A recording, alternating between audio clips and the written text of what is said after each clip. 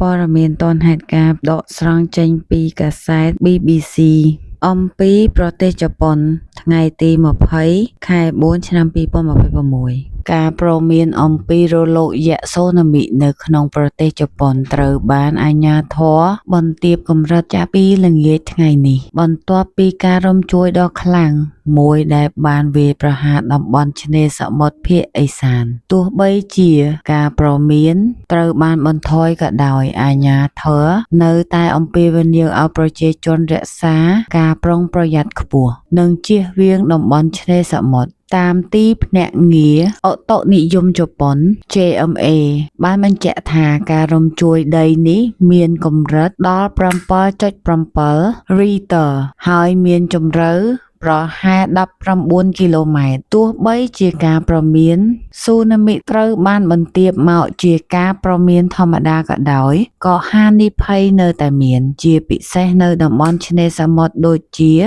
ហុកកៃដូនិងតំបន់សារីគូ JMA បានបន្ថែមទៀតថាមានប្រហែល1ក្នុងចំណោម100ឱកាសដែលអាចមានការរំជួយដីធំមួយបន្ថែមទៀតកើតឡើងក្នុងរយៈពេលបន្ទាប់ទោះជាអត្រានេះមិនខ្ពស់ខ្លាំងក៏ដោយវាត្រូវបានគេពិចារណាថាជាការកើនឡើងប្រហែល10ដងបើប្រៀបធៀបទៅនឹងស្ថានភាពធម្មតាដូច្នេះអាជ្ញាធរបានណែនាំឲ្យប្រជាជនត្រៀមខ្លួនសម្រាប់ការជម្លៀសនិងតាមដានព័ត៌មានជាបន្តបន្ទាប់យ៉ាងហោចណាស់មួយសប្តាហ៍ក្នុងអំឡុងពេលកើតហេតុប្រជាជនជាច្រើនបានរាយការណ៍ពីបទពិសោធន៍ផ្ទាល់ខ្លួនអ្នកទេសចរម្នាក់បានពិពណ៌នាថាសំឡេងរំជួយទាបមុនពេលអគារចាប់ដើមរង្គើហើយទូរស័ព្ទបានបញ្ចេញសំឡេងជូនដំណឹងបន្ទាប់ប្រហែល30វិនាទីមុនរំជួយ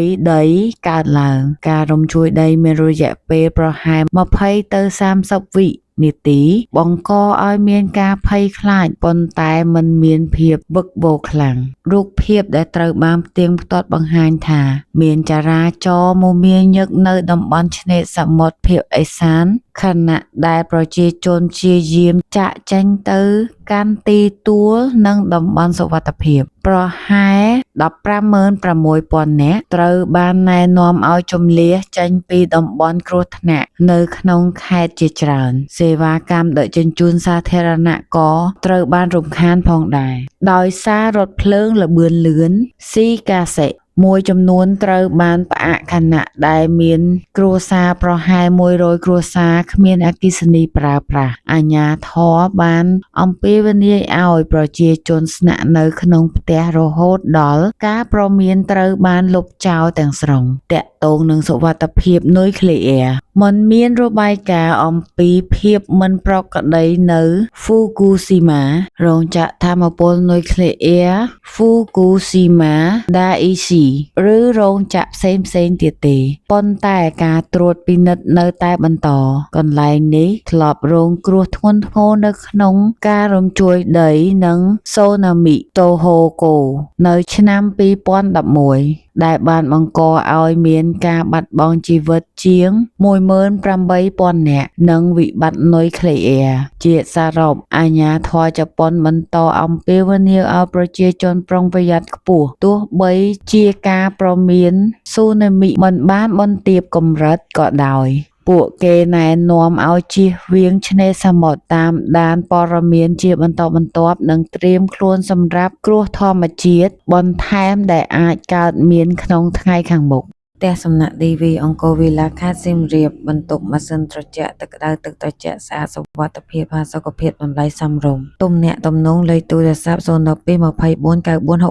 010 24 9475 097 96 23 232អស័យដ្ឋានខាងកើតភ្លើងស្តុបសារមន្ទីរអង្គរ100 ម៉ែត្រនៅជាប់ផ្លូវទៅអង្គរវត្តDV Auto Garage សៀមរាបមានជួសជុលរថយន្តគ្រប់ប្រភេទម៉ាស៊ីនត្រជាក់ម៉ាស៊ីនគ្រឿងក្រោមប្រព័ន្ធភ្លើងបដូរប្រេងម៉ាស៊ីននិងលក់គ្រឿងបន្លាស់ត្រួតពិនិត្យម៉ាស៊ីនឆែកជើងក្រោមដែលឥតគិតថ្លៃមានទីតាំងនៅខាងកើតភ្លើងស្តុបសារមន្ទីរ100 ម៉ែត្រទំនាក់ទំនងលេខ Telegram 099 61 8767 097 96 23 232